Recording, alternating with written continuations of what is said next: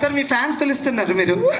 అభినవ్ గారు ఒక 2 మాటలు మాట్లాడొచ్చు కదా వచ్చి. ఓకే ఓకే ఆయన నిజంగా చాలా మొహమాటిస్తుంటండి ఆయన, నేనే మాట్లాడతాను.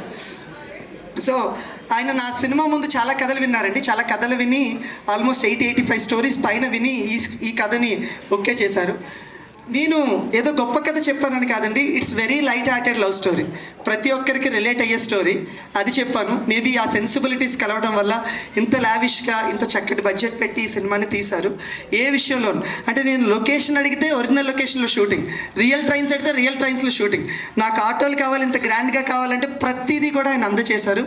అభినవ్ గారు thank you very much. Thank you చాలా చిన్న పదం, but we have more events to come, ఇంకా మీ గురించి మాట్లాడతాను. So let me introduce the Oscar gang. So మీకు ఈ గ్యాంగ్ అందరూ నచ్చినట్టున్నారు అని ఆశిస్తున్నాను. బాగున్నారా gang?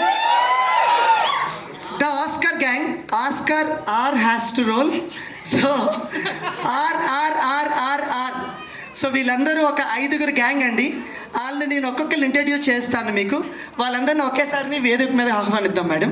So I want introduce the world. Okay, this Oscar world. So ఈ